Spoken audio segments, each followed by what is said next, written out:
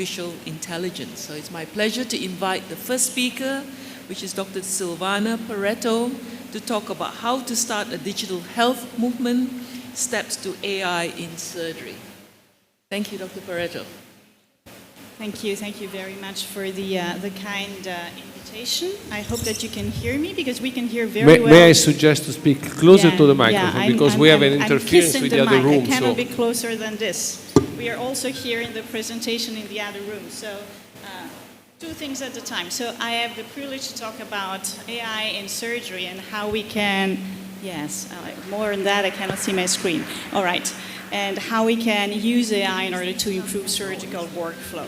So in preparation for this talk, and as a talk motivation, we run a little bit of a test, a survey in our population of surgeons. And what we found out is everybody is in love with AI. More than 75% of the surgeons think that AI will have a role in helping what we do in surgery. Some of you fear that AI will take over surgeons in the future in the treatment of patients. But shockingly, 75% of surgeons didn't quite know what AI was and couldn't define the fundamentals of AI concept.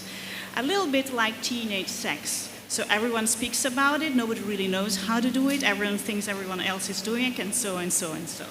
So what is AI? Certainly the first fact is that AI is not new. It's a hype today. It was developed back in the 50s and is a computer system that can act on information, learn from experience, and adapt to change. So the first two things we do very well as surgeons. The third one, not so well, I have to say. For those of you who fear that AI will take over, you will need to live a couple of lives until we get to Super AI, where the computer is capable of solving every problem we encounter. Where are we? We are at narrow AI today. So we have computer system, intelligent system that can solve specific intellectual tasks with equal ability to humans or a little bit better than what we do. I don't want to give a speech in details of what is AI. I don't want to bore you first thing in the morning, but what's important to know is that narrow AI has several layers. You have machine learning the task from data. You have neuronal networks, learning implemented with neuronal networks, and deep learning where you have complex and bigger, larger neuronal models. So how can this help in what we do? It can help in diagnostics, in the preoperative space, during the surgery and after the surgery, to support surgical decision making, to improve surgical precision, improve the workflow in the OR. We are not the only one in the OR. We have the anesthesiologists, we do have the patients, we do have the OR personnel. Increase safety, reduce the manpower. This is a very important thing in this health economics times, and maybe we can develop some autonomous function. But what are the current applications of AI in surgery today? Nothing. We do not have one single piece today of AI in the OR. There is a lot of confusion about the ligature, for instance, or any sealing device, and is an AI tool. It is not. There is a lot of research, though, trying to get us there. Why is that? Surgery is changing constantly. We do surgery by an open approach, with laparoscopy, with robotics. We do percutaneous surgery today. We do endoscopic surgery today. We use different instruments. We have different communication systems, different energy sources. And on top of that, we also have hybrid ORs with different heavy machineries that add another layer of interaction and of complication. And we also have different teams. The OR today is a space where you find surgeons, you find endoscopists, and you find a lot of people with different skill sets that have to work together. So very complex workflow. So surgery today went from something that was relatively inefficient but very, very simple to today something that is extremely complex and potentially dangerous, because it's a high-stake environment, it's a team-based task. We have a lot of technology and we have a huge amount of data. And in the OR, we have 60% of medical errors. So what should we do? We should have a surgical control tower, a system that would monitor what we do and what machines do, that could anticipate errors or problems, that could intervene to fix those, so to optimize the surgical workflow. So we need to sense, extract, and assist. This is just a very simple way to say that we need to capture what's going on. We have to annotate, for instance, the different phases and steps of an operation. We need a lot of volume in order to generate correct data. We need to recognize the pattern of each surgery, of each surgeon, develop algorithms and neuronal networks, train the models with more data and diverse data, good quality data, I would add, identify any outliers, deviation in the practice, and then finally generate something that is capable of improving the outcome. So what we did with SAGES and with different groups in the EIS too, we started from the basics. For instance, this is a case of sleeve gastrectomy, which is appropriate for the Congress. You start with identification of surgical phases and smart notification that could tell the operator whether all the steps have been completed. We have the name of the operator. We can generate a video summary. We can show the critical steps. We can show similar cases if that is appropriate. And then we can evaluate the technical performance. At our center, we focus on cholecystectomy like everybody else. Why? Because it's a very common procedure, it's very well standardized, and what we did is identify the critical view of safety and the different steps of the procedure. Why did we start with this? Because you do need to start with simple things. And we were capable of using deep models in order to automatically identify the CVS, the critical view of safety structures.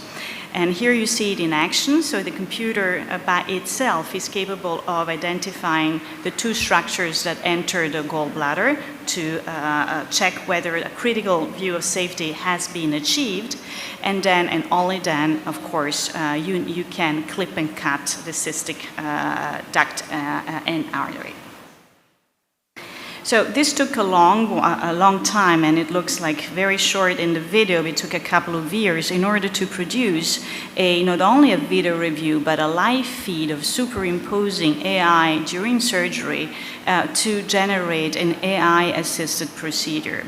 And we show it for the very first time at the EIS Congress now a couple of years ago, and you can see here that while the operator on the right side of the screen is operating, you can see in the internal view the computer, the AI that is being trained to recognize the cystic artery, the cystic duct, and the triangle of safety. So this looks a little bit, I would say, imperfect in the details. So when I looked at it the first time, I told the engineer, it's pretty ugly, and they looked at me in shock, saying this took 5 years of development and it's a live feed. But I'm sure that in the future we can also perfect the packaging, so it's going to aid the adoption. You could also go by go and no-go zone. This is the work from Min Madani in Canada, and really paint the areas where you should go and those where definitely you should not be operating in order to facilitate, especially for a trainee, the basic learning of cholecystectomy or other operation. You could also teach the system to automatically digest video and extract only what is needed. And this is very important because we should move to assess competency and not just numbers. All surgical society and endoscopic society are moving away from just granting privilege based on numbers. We all learn differently. So we should be granting privileges and accreditation based on skills. Theoretical skills, of course, but also practical skills. So this system will facilitate the life of the reviewers, generate an automatic logbook where you can extract the important phases of the procedure and can also help the trainee in order to understand what he or she should improve in her surgical or his surgical doing. Fingerprints of each trainee and each operation. We did the same thing looking at the TAP procedure for hernia repair. Why? Because just as cholecystectomy is one of the most commonly done procedures in laparoscopy, is very straightforward, has very clear steps, and very clear anatomical landmark.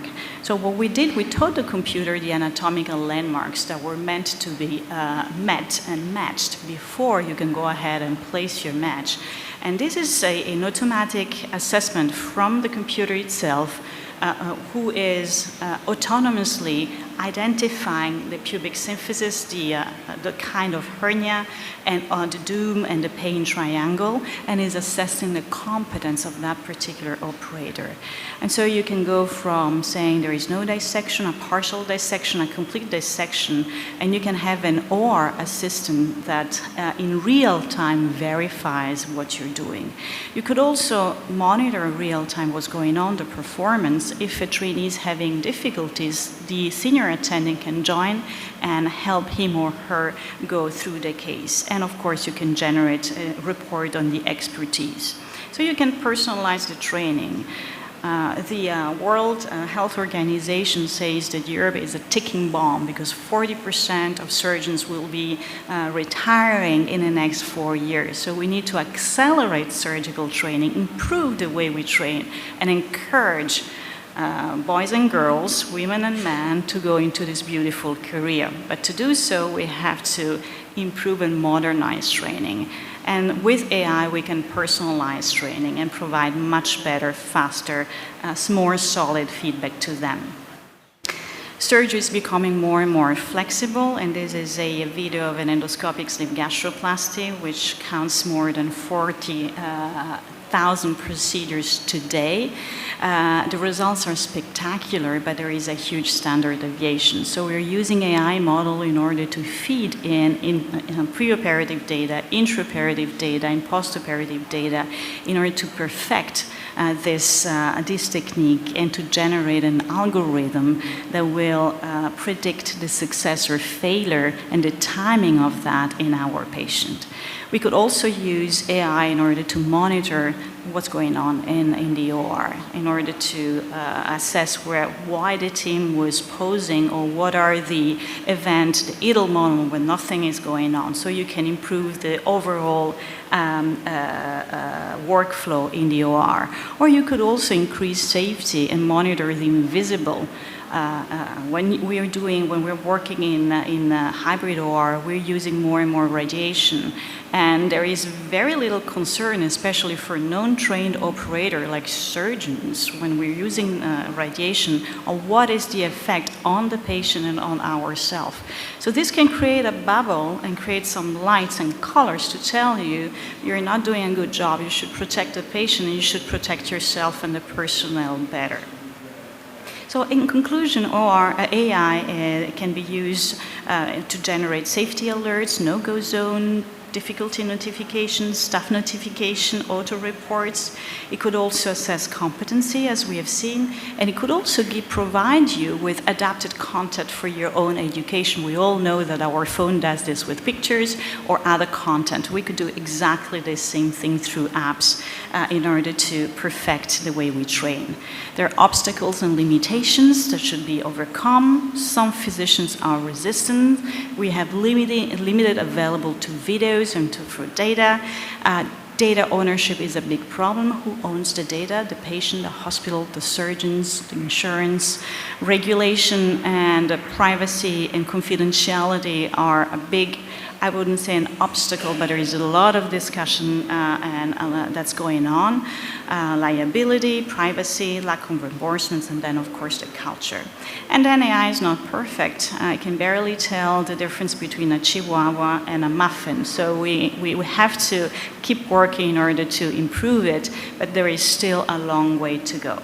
And as everybody's playing now with ChatGPT, I asked ChatGPT to generate a brief report of AI in surgery. It was very effective, but don't be fooled. ChatGPT uses information that stops in 2021, so it's not a Grahal. And I was a physicist, according to ChatGPT, or an orthopedic surgeon, so be aware of that. Thank you very much.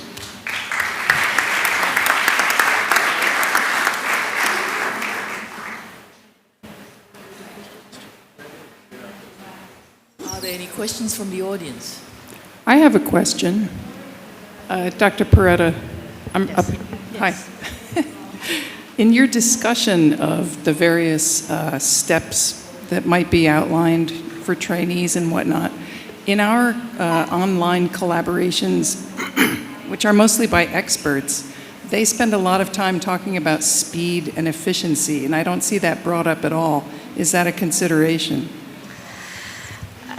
I think that safety comes before speed and efficiency. And I think that if you train well, we should talk about performance overall.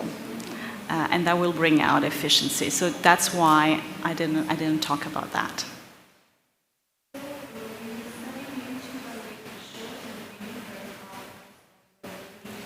So if you think that at the moment we still need help to tell us how we're operating, analyzing our movements for safety, what do you predict will be in 10 years' time? I hope that in 10 years' time we'll move away from larger and bigger operation, and we will really perfect the indication and perfect the training. So we'll have much more, I would say, oriented training and a simplified workflow. A lot of things will be automated, but I do not think that in 10 years or 20 years we will rely on machines to do everything.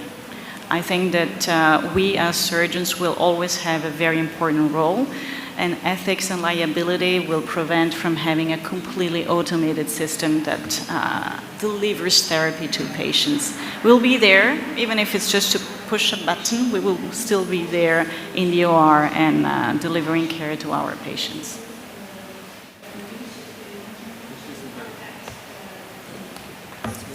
Thank you very much. Okay, our next speaker is Dr. Julián Varas. He's from the Pontificia Universidad Católica de Chile.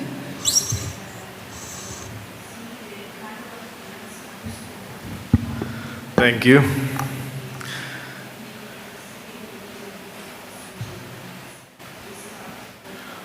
Okay, so I'm going to talk about a subject that is very easy for us to introduce into artificial intelligence through simulation training compared to what we talked earlier. And I thank Dr. Peretta that including artificial intelligence in the clinical field, it will always have some issues depending on data policies and other things. But in simulation training, this is a very great area where we have to take advantage of. So let me go straight forward to the presentation. So in order for us to transfer skills, we need 3 pillars. The first pillar, let's imagine I'm teaching you how to play guitar lessons. In order for you to play guitar, you need access to a guitar. That's the first pillar. So if you're going to train laparoscopic skills, you'll need access to some sort of gymnasium, as the video I'm showing you right there. But that's only the first pillar, and many institutions confuse the first pillar with a simulation training center. You need a second and a third pillar. The second pillar is the training program. What are we going to do in the simulation? How many sessions? How much are we going to take our trainees in considering how many, what is the minimum competency we want them to achieve? And the third pillar is who's going to give the feedback. If we're not providing feedback to our trainees, then they're training by themselves, and we know for sure that this is not so good. We need much better type of training. So this is just to show you an example. At Católica University, we are doing this type of trainings where we have advanced laparoscopic training programs. just for you to understand, in a simulator you can repair a portal vein, you can do an arterial anastomosis. For sure, we have published in the obesity surgery a 5-year training program of obesity surgery, so you can train gastroyeyunostomies, yeyunostomies, and many other things. But that's only the first pillar. The second pillar is, what are we going to do in these simulators? So I'm going to show you, this is just an example of an advanced training program where you have to do a bowel anastomosis. As you can see, you can be very creative, and with this type of intestine that is very cheap everywhere, you can change it between pig and cow bowel, or you can do it synthetic. We recommend ex vivo tissues. You can create a gymnasium concept, as you can see in the video on the right. So a gymnasium concept will allow your trainees to go whenever they want to train. The good and important thing is to record the videos of when they go to train, so that someone will be able to assess it. There you go. So how does a training program behave? The advanced training program I just showed you was established a very nice learning curve in 16 sessions of training. If we take 16 sessions of training in a 5-year program of general surgery residency, this is a must. Look at the level of performance that trainees achieve in the simulator with only 16 sessions of training. This is amazing, and we should be targeting this type of training programs, and not only once in a year or 3 days a year. This is not enough. If you want to train, you need to train at least as a gymnasium, and if we want to be fit for the summer, we need to go 3 times a week, right? So this is the same for simulation training.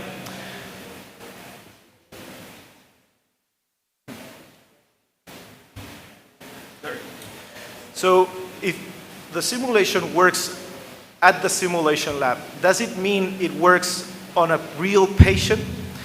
In this study, what we compared were novice trainees, junior trainees with simulation training, and we compared them to 5-year general surgeons without simulation, and also with experts.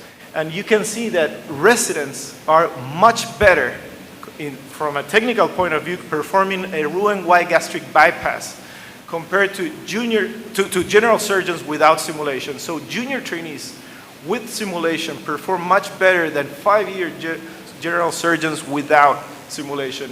And this is what we need to target. The third pillar, who is providing the feedback? As we can see in these kids of Paris Saint-Germain, who is training them is not Messi. Well, now Messi is in Miami, right? But we don't call Messi to come to their training sessions and say, hey, Messi, can you please tell us what these kids need to perform? And this is what we're doing in the healthcare system. Why? Why are we calling the most expert physician in the hospital to bring tips and tricks to our trainees? Actually, in soccer, we don't know the name of that guy that is in red shirt, and that's the trainer. This is a specialized guy who knows exactly what to say and when to say it, who knows exactly how to provide feedback. And feedback is the key to improve. If we want deliberate practice, which means good quality practice, we need someone to provide feedback to us. So what if we can take these 3 pillars, the simulator, the training program, and the teaching, to a digital world? We will start collecting data.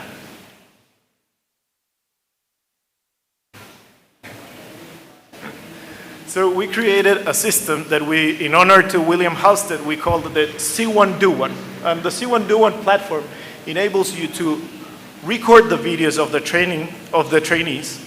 Once the videos are recorded, first of all, they will be able to watch tutorial videos of what they need to perform.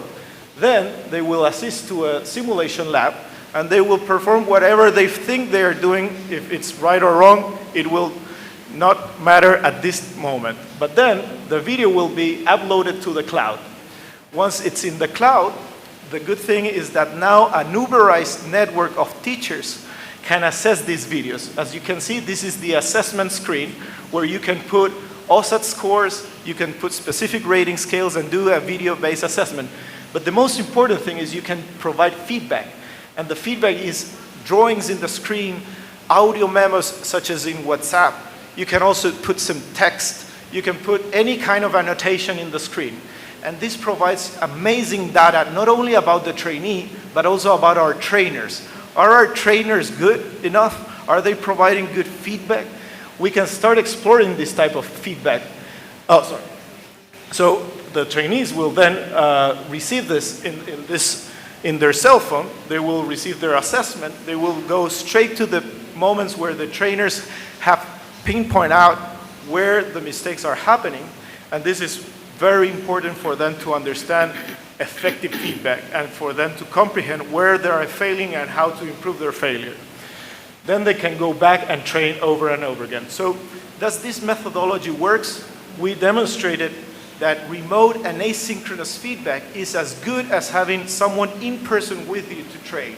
So if you go to the gymnasium and you have asynchronous feedback in 72 hours after you train, is as good as having someone right next to you providing different feedback. And we were able to demonstrate that in a randomized study. After we demonstrate this, we started expanding. And the way to expand was through collaboration of different institutions where they can now have the first pillar. If they already have simulators, we can then provide the platform and the network of teachers, such as how I'm showing you here in Tanzania, where over 30 trainees have already graduated from these training programs. And we have now 19 centers around the world. So this is very interesting because it is easy to expand. Now, once you start understanding what I'm telling you, the three pillars are now everywhere. And we're collecting data, which is very important to develop algorithms. And these algorithms can accumulate so that we can actually start understanding how the training is performed. And we can start improving our training. So we started doing with basic stuff. We started with computer vision, automating the basic curricula. The basic curricula is similar to fundamentals of laparoscopic surgery curricula. But then you have the advanced curricula as the ones I showed you and demonstrated the transfer of skills to the OR. And the good thing is that if you actually analyze these videos, you can then automate them. And once you start automating this, we have already automated over 10 exercises, which allows our trainees to have an automated assessment. So you can go train, have an automated assessment, but then still receive feedback from an expert who now knows exactly what to say and when to say it. Thanks to artificial intelligence, we are now pinpointing out where exactly the trainees are committing the mistakes. We are starting to apply this to different scenarios, not only for bariatric surgery, not only for general surgery, but also for vascular surgery, trauma surgery. And we are recording all kinds of scenarios in a very objective strategy. So as you can see in these pictures, you can only see the number in the glove of the trainee performing an assessment. And the good thing about this is that then through the platform, you can assess this. And if you start assessing this, you will collect the data and we will start automating the training fields. So in this kind of scenarios, we can see how easy it is for us to understand if a trainee is performing good or bad. We will have our network of teachers who are trained to teach, so who are graduated from a Train the Trainers program to assess this type of videos. And we are now exploring going from simulation to the real scenario, which is, of course, real surgery. In this case of a Roux-en-Y gastric bypass, we can see how you can use the tool, the assessment tool, to pinpoint out where the trainee is committed a mistake. In this case, it's a general surgeon. Sorry, it's a bariatric surgeon. He did 2 years of digestive surgery. And you can pause in the screen. You can select a color. You can go to text and say, okay, I will provide you a feedback over there. Let's incorporate a fitting tube when closing the anterior wall. Okay, that sounds like a good feedback for the precise moment that this trainee is having. Maybe in this case, they are not putting the fitting tube. It could be a nice feedback or not. Sometimes we need to standardize what we need to communicate to our trainees. We can use this for the undergrads. And this is not so difficult to imagine. You can see here someone doing a paracentesis or basic suturing at home. And when you start collecting all of this data, is that you can start doing the magic stuff. Let me show you one of the things that we're doing now.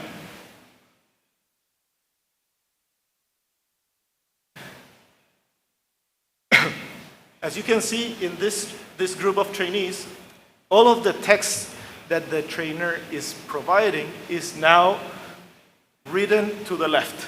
And you can, with large language models, assess if the text that the teachers are providing are good or wrong, are a good communication or is a bad communication. Is it an effective feedback or not? With those 5 criteria, which are, I'm sorry, it's in Spanish because we're from Chile, but as we're doing this, we can easily translate this to any language because large language models work in most languages. As you can see, the artificial intelligence now is understanding if the trainer is providing a good feedback in every comment or not. And it will tell you when it's a bad feedback, why it's bad and how to improve this. For faculty development, this is amazing. Imagine you assessing any kind of video and telling an artificial intelligence telling you, hey, you should improve this. You're not communicating how to improve the feedback. You're just saying the trainee did a good thing, but you're not saying why it was a good thing. Or if it was a bad thing, how to improve this. Another thing that we're doing is to use large language models to actually do a summarize of what the trainer is providing. So once you do an assessment, all the comments of feedback will be accumulated, but then the trainee needs a summary of this so that you can take the take-home messages. And you can have a first recommendation or a second recommendation. And once the first recommendation or second recommendation appears, the trainer now will be able to choose which of the recommendations you like and then attach this type of feedback to the trainee. So just to summarize up, we're working in first understanding where mistakes are happening with artificial intelligence. Then we are also automating the assessment completely. We are using artificial intelligence with large language models to then provide a nice comment on the feedback's assessment, on the trainee's assessment, and to provide a summary of this, making the work of the teacher much more easy and much more scalable. With this, we can start scaling our trainings everywhere with a standard minimum program. Thank you very much for your attention, and I gladly would love to hear any questions.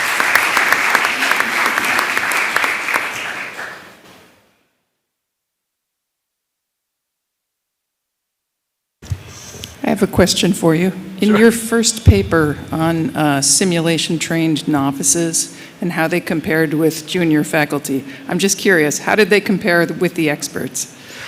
Junior trainees, we had no significant difference in that study. Nonetheless, we didn't do, we just compared from a superiority point of view. Mm-hmm. So if it's a non-inferiority type of study, we need more numbers, but now that program has passed over 1,500 trainees. So, and they have behaved the same way. So there's no differentiation between novice trainees and experts in the box. In the clinical scenario, the trainees need to adapt. I think it's because of ergonomy, and their muscles get tired pretty fast. So that's why we created a subspecialty module. After the advanced program, you need to have a more experience in the simulation lab so that then you'll adapt to the patients better. There's also AI to understand ergonomy, and this is very easy to apply, and they're all open access algorithms, so you can put these algorithms in the video and you'll see if someone is in a bad position or if you are moving less than you should in an operating theater. So we have many possibilities. Training, I invite everyone to start doing research in training because this is moving very fast. Hi, Sheldon Hall, Medtronic. I had a question if you looked at whether the people doing the training have to be surgeons or not. From a teacher's point of view or a trainee? From a teacher's point of view, whether they actually need to be surgeons. This is a great question. So we've realized with time that what we need to do is what I told you about the soccer example. This guy of the soccer team of Paris Saint-Germain, do you know his name? No. Nobody knows who he is. He is actually not a soccer player, but he's an expert in providing feedback. He's expert in the level of performance of these trainees, and he knows exactly how to improve the performance to the next level. Maybe we can have a mix. When we're transferring the skills to the real scenario, we need surgeons. We need them. We need exactly why they are behaving as they are behaving. Hopefully we need educator surgeons, and to learn how to teach is another learning curve. It's not something that you are born with. Maybe you are talented for teaching, but you need to learn how to teach. And this is something that can easily be fixed, especially if we have this type of tools that I just showed you, which can improve the way you're providing feedback. Julian, I have a question. So in terms of competency, do you get a feeling of, is it number of hours they practice, or the amount of feedback, or the number of operations they have to do to get the level of competence? Well, first, the answer is yes. Yes to all of them. Why? We cannot skip the learning curve. We are not yet in the matrix. Remember when they plugged you and they could transfer you a program and you could now ride a chopper? I would love that, but we're not there yet. We need to train, and if we are going to train, we need delivered practice, which is good quality practice, and good quality practice is repeating but receiving feedback. If we're not receiving feedback, we're failing. We're going to repeat over and over again the same mistakes. So it's repetition, good feedback, and this is why we need teachers. We need networks of teachers, and IFSO Society could be one of the key partners to start providing this. The industry needs to be there. The universities needs to be there. Everyone, we need to look forward so that our trainees are receiving a minimum standard everywhere, and not only in some universities.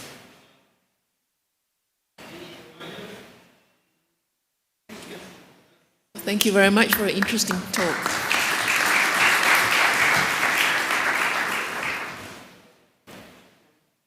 I'd like to invite our next speaker, which is Dr. Ilaria Tenloto, who will talk to us about patient-specific stomach biomechanics before and after bariatric surgery, computational models of surgical procedure.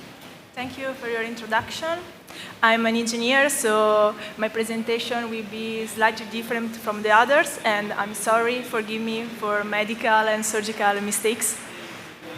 In silico modeling is a subject that is gaining importance and recognition among the scientific community because of the potentiality and the vast possible applications. In this slide, we can see different medical fields where we can apply a computational approach, for example, cardiovascular, orthopedic, urinary fields, but also implantology. We can analyze the interaction between the prosthesis and the human body.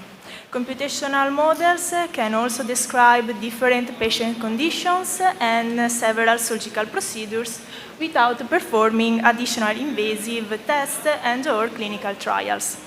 Computational models also allow the prediction of the strain, of the stress, and in general of different mechanical quantities which in vivo cannot be measured, but also the reliable prediction of surgical efficacy, risks of failure, prosthesis functionality. So we can see computational models as a valuable supporting tool in the planning of the surgery, for example.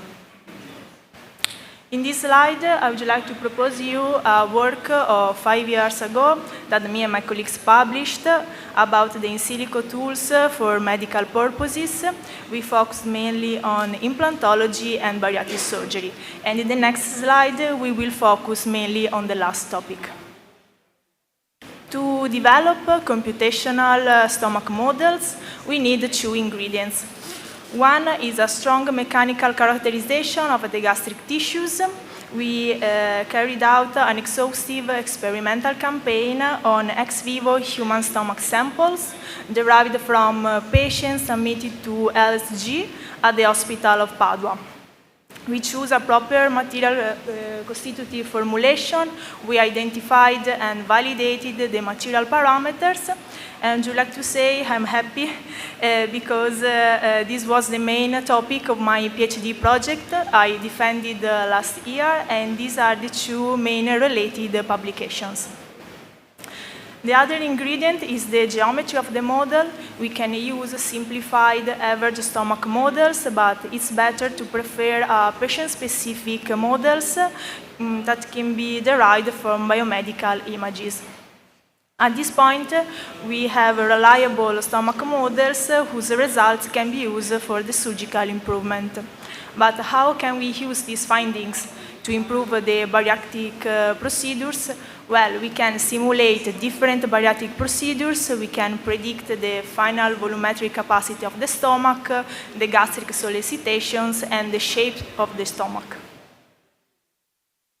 Patient-specific models interpret the geometrical configuration and conformation of the stomach and the mechanical behavior of a biological structure to optimize and customize the surgical procedure on a case-by-case basis. In case of bariatric surgery, we started from MRI of the abdomen. We identified the gastric region in order to obtain the volume of the stomach, which was then post-processed to obtain the virtual solid model, and then it was discretized to finite elements. At this point, we were able to perform our simulation, which consisted in an inflation process. In the next slide, the research activities I will present to you started from a strong and multidisciplinary collaboration with national and international partners, and I would like to thank all of them for their contributions, in particular the Polytechnic of Torino, Polytechnic of Milano, the Hospital of Strasbourg, and the Hospital of Montreal. The first research activities was the computational evaluation of LSG. We analyzed a cohort of 23 patients with morbid obesity who underwent LSG at the Hospital of Strasbourg. A single calibration tube was used to perform the LSG, and the MRI scans before and 6 months after LSG were acquired. Also, in vivo manometry measurements were collected after the ingestion 400 millimeters of Fortimel. All the details are reported in this publication, and I would like to thank Professor Silvana Perretta, our previous speaker, for her participation and her contribution in the project.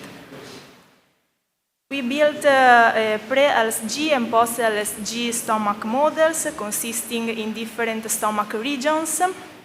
The thickness of the stomach was described as a double-layer thickness composed by muscular stratum and mucosa layer. And in this slide, we can see all the virtual solid models we generated. We can appreciate the high intersample variability present in pre-surgical stomach models, but still present in post-surgical ones, even though a single calibration tube was used to perform LSG. At this point, we were able to perform our simulation consisted in an inflation process. This is the results that we have obtained in terms of elongation strain distribution. We can say that LSG affects the mechanical response of the stomach, and in particular, pre-surgical stomach models recorded higher strain values respect to post-surgical ones, and it is due to the different geometrical shape of the stomach, but also to the total removal of the fundus region.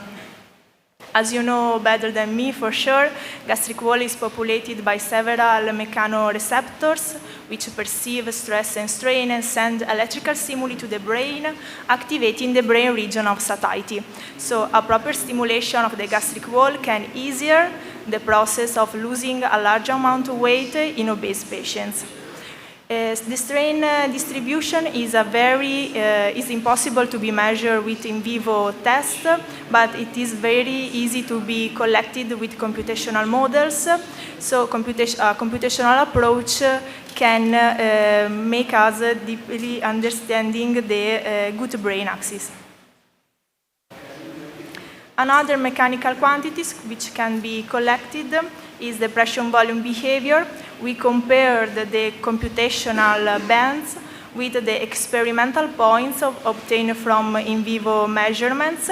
We can see the good fit between them, so computational models interpret correctly the physical reality, even though some simplifications were assumed to perform the simulations. Another research activity related to LSG was the mechanical quantification of the gastric reflux flow after LSG respect to the ease angles and the antrum preservation. All the details are reported in this publication, and I would like to thank Professor Michel Gagnier for his contribution. We analyzed different geometries for ease angles, free antrum preservation, and free bolus viscosities. The simulation consisted in the application of a pressure at the upper part of the esophagus and at the stomach. We imposed a load to occlude the less region, and we imposed a null velocity condition, the pylorus port, not to simulate the emptying of the stomach. And this is the results we have obtained. The configuration promoted the highest reflux flow was the post-surgical configuration with 65 degrees of ease angle without antral preservation. Increased the viscosity of the bolus, the gastric reflux flows decreased, which is the take-home message. A good practice could be the maintenance of the decrease of the ease angle and the preserving part of the antrum after LSG. Of course, it was well known that LSG tends to promote GERD in obese patients, but I would like to propose to you these results to show you the potentiality of computational modeling in dealing with these problems, with these comparisons. We can identify the worst anatomical condition and try to avoid it.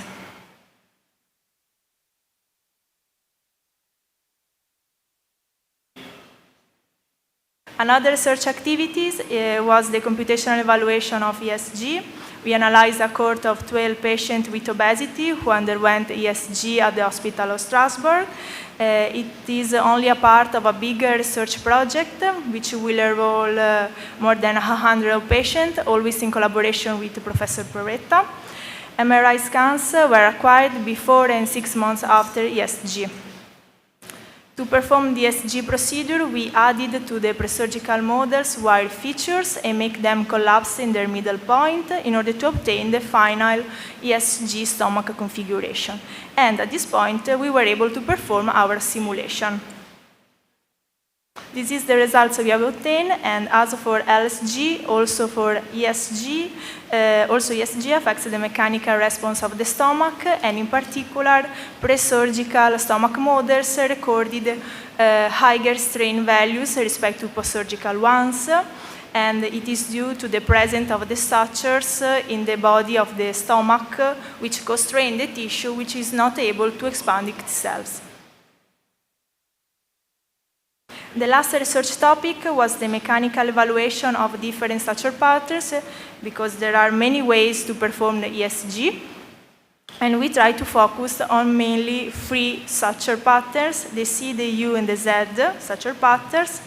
When the suture closed, we have different volumetric capacities, but also different stomach shapes.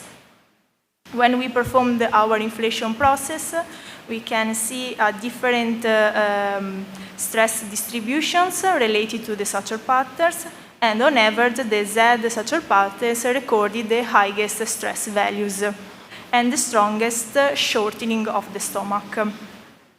I'm not able to say which is the best suture pattern, of course.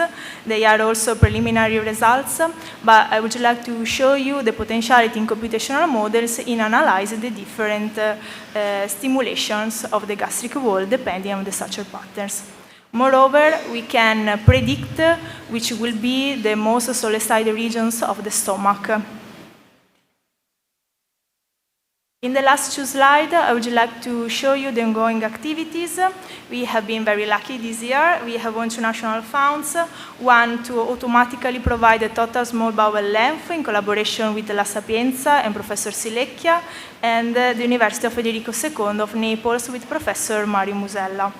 The other research found is to automatically segment the stomach regions, but the final aim is to generate a computational clinical tool that automatically generates the patient-specific stomach model, proposes the optimal post-surgical configuration, suggests the stature patterns, and forecasts the surgical success. Of course, to train and to validate the AI, the neural network, we need a large database. So if you want to collaborate in this research activity, do not hesitate to contact me at the mail reported in this slide. Your contribution will be very, very appreciated and will consist of the sharing of MRIs of the stomach. Thank you for your kind attention. I would like to thank all my colleagues for their help and support. Thank you.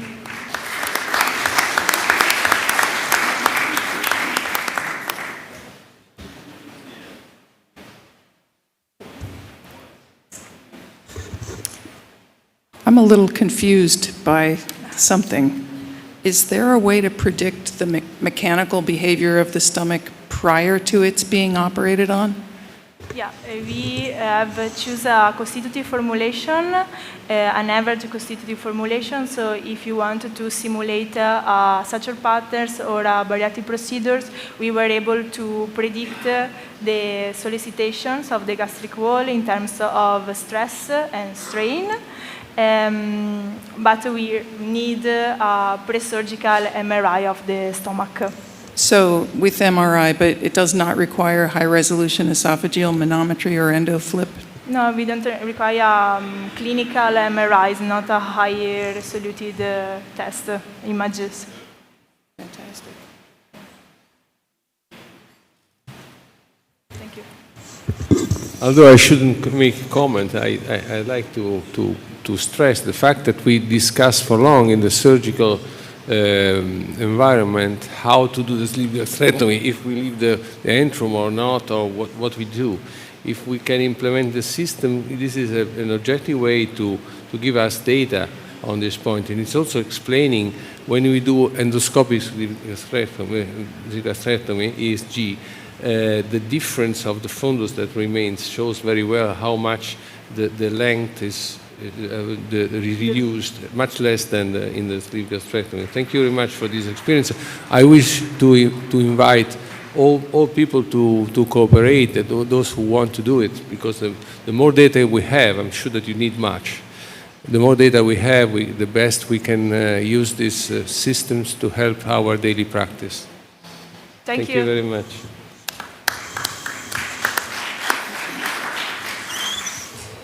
Okay, I'd like to invite our final speaker to come up.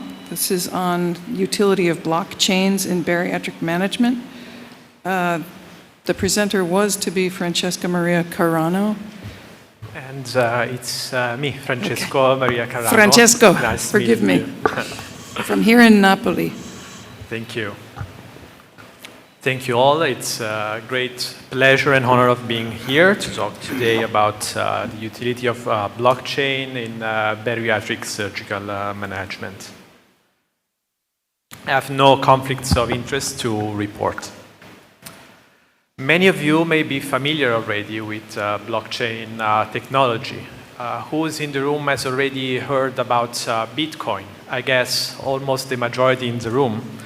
But blockchain is not only a way to store and transfer value, it's a foundational technology that can ensure trust, security, and it's a way to increase efficiency of all the data that is stored into a network. Today, I want to show you how this technology can be used also in the healthcare sector and in our bariatric surgical field. Blockchain is a specific type of database that stores data in programmable blocks that are chained together in a chronological order. The technology is freely available to anyone. So the distinguished features of blockchains are decentralization. Unlike the traditional systems, information is not controlled and is not stored into a single entity, but it's distributed across a network of computers that can be in the same region or in different institutions all around the world. The data stored in the blockchain becomes etched in digital stone. Once data is recorded, it cannot be modified or deleted. And advanced cryptographic measures are employed to protect the data that is included in the blockchain. And only that people that have the keys, the right keys to enter such data, can see this data. It is also a system that allows for a great transparency, because all users can see at any moment what's going on in the blockchain, although the identity of the user can be protected. Practically, blockchain is like a digital record book where data is stored in blocks that are linked to each other, the one before and the one after. They are all synchronized across a network, and all the modifications that are done in these chains are instantaneously changed and mirrored in all the copies all around the nodes.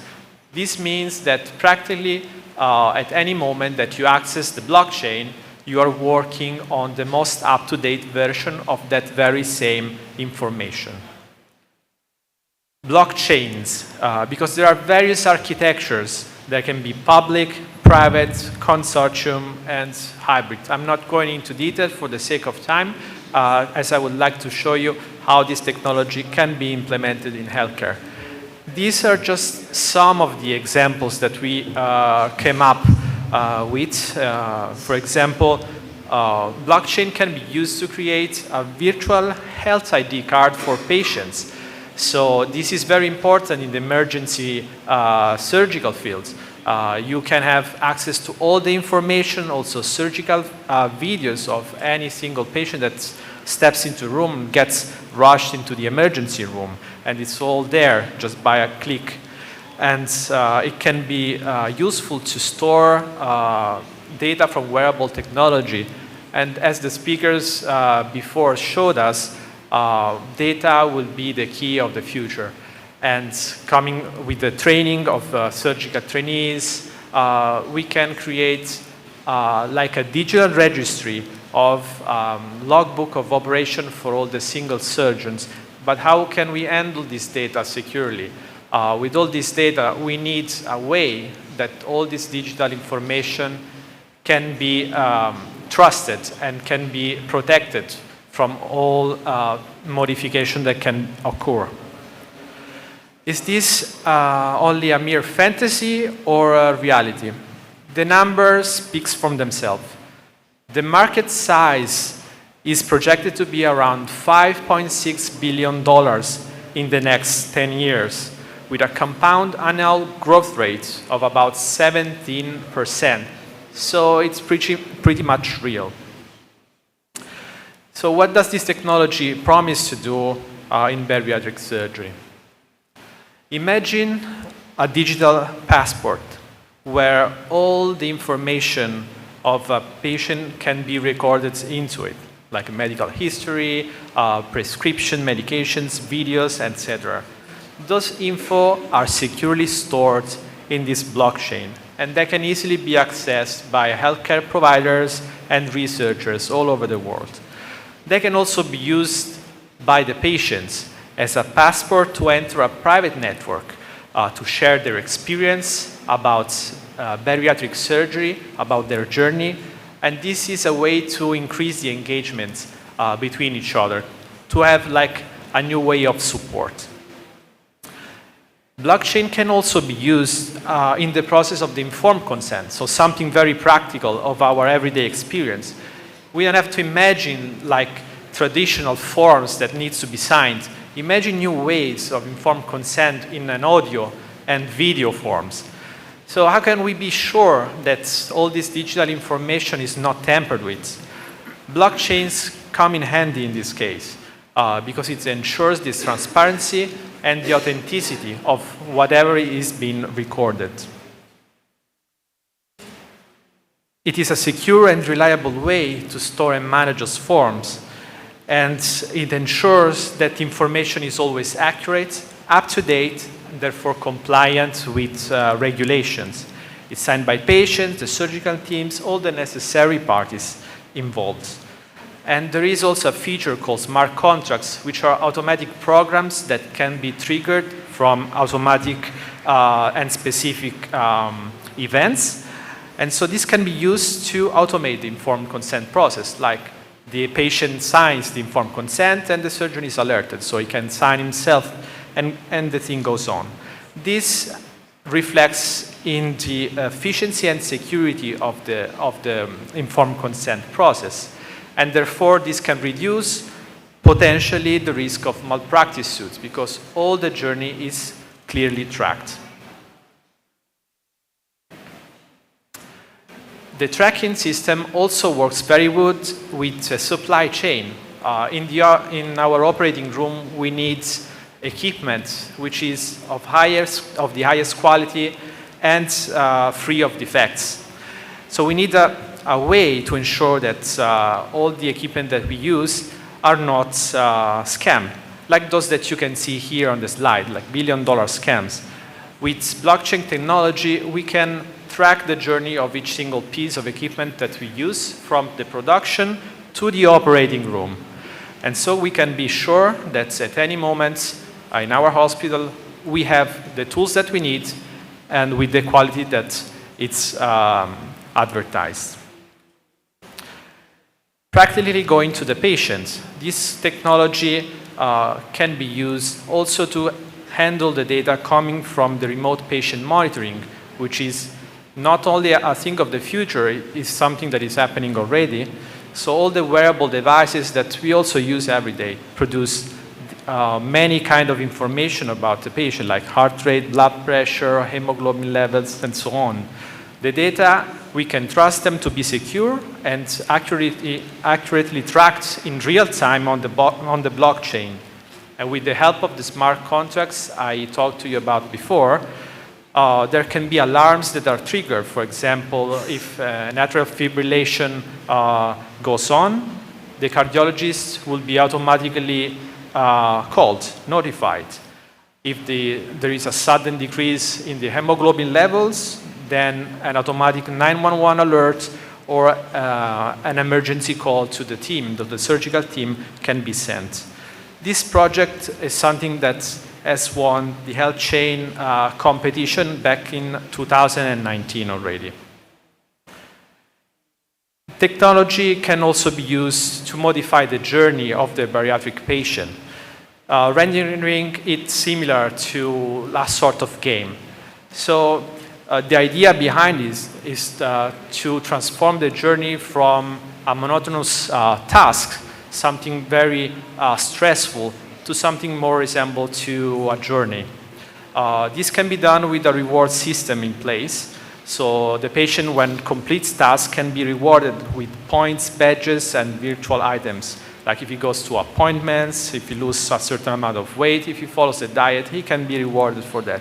And this with the idea behind that the motivation can help this patient go on in this long journey.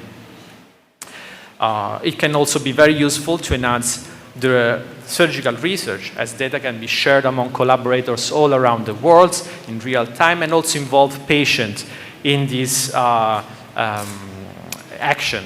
Because, for example, we can use patient-reported outcomes that can be input directed into the registry by the patient. So this helps to create real-world data in real time for analysis, and this is something that is not possible today without using it. Also, the technology can provide an audible track record of all the financial transactions, so we can be sure that the technology that is put into the research is not biased by any kind of let's say, concerned from the industry. Sorry, it's not working. However, as any new technology, there are also some implementing challenges. First of all, some scalability issues, as the technology may not support large volumes of data that are available in the surgical field. For example, the Bitcoin can handle only 7 tasks at the same time. For example, the visa, 24,000. So there is a long way to go for that. And with all the patient data, it's a bit too early for that. Also, privacy and security concerns, because data is distributed everywhere. And it's also transparent, so everyone in the network can access and see the data. So how can we do that? There are ways that this data can only be accessed by the people who have the key. Sorry. And also adoption and implementation barriers.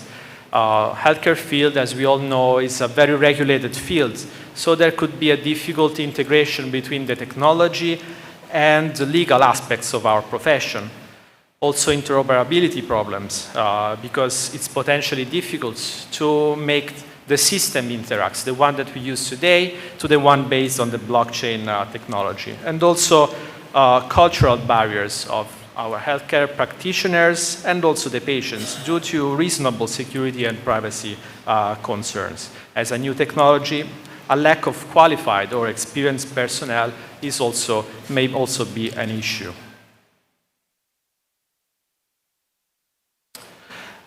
There is also a theoretical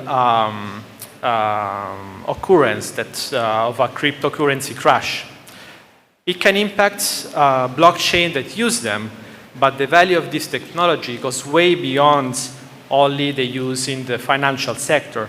So in the event of a crypto crash, this technology would also remain a valid solution for several sectors, including our healthcare one.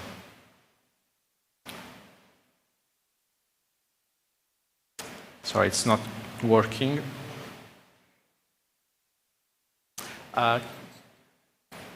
Okay. In the end, blockchains, what can it do for the bariatric surgical patients? Blockchain solution could allow a new way of interaction between the surgeon and the patient, as we have seen with remote monitoring, digital health passwords, and in the informed consent journey, and so on, but also can actively involve the patient in research. And the potential benefits of this technology make it a promising area for future research and development.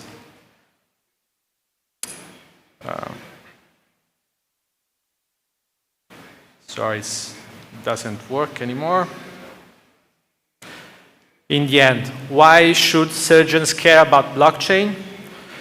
Using the words of Alan Kay, who is the inventor of the laptop, if you don't understand the technology you're using, you will be its slave rather than its master. And thank you for your attention.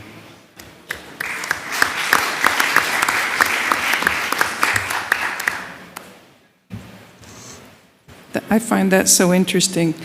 One concern that I have has to do with the digital passport and the health record.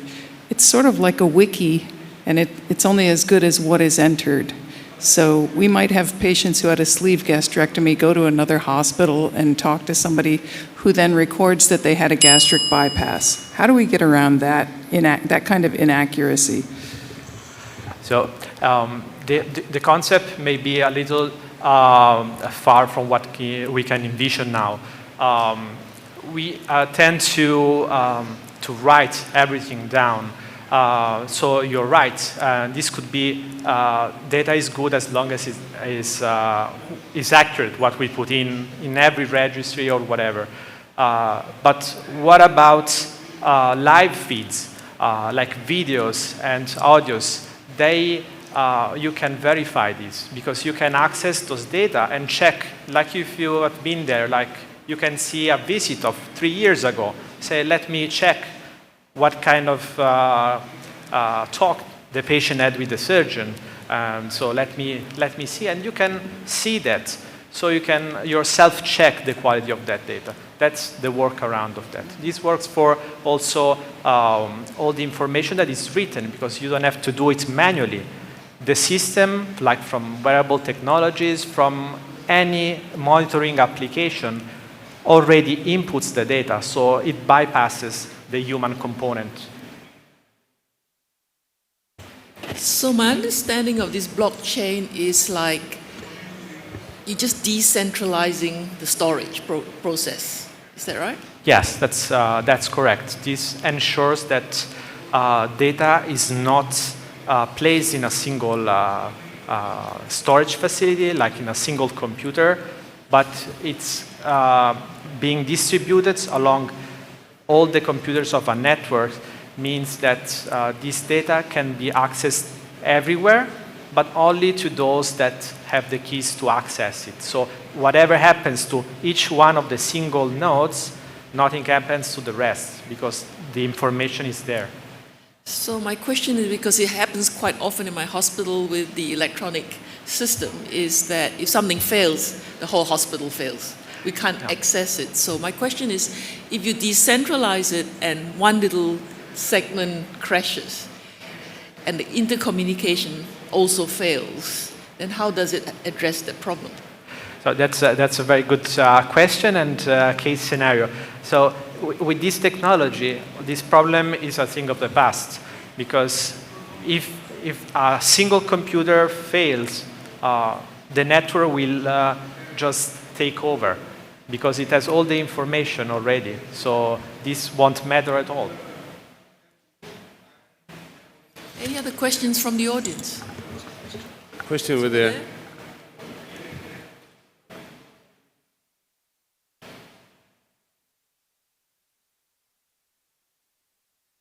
Go to the microphone. Come to the microphone. Okay. So a great presentation. I love the concept and technology. You were very clear about data policies. Don't you think the European society and maybe California, GDPR, are going against decentralization? They want us all to have everything centralized in almost like you cannot have a data outside another computer. So how are you going to face that? And my second question is, how are you addressing community problems such as community adoption?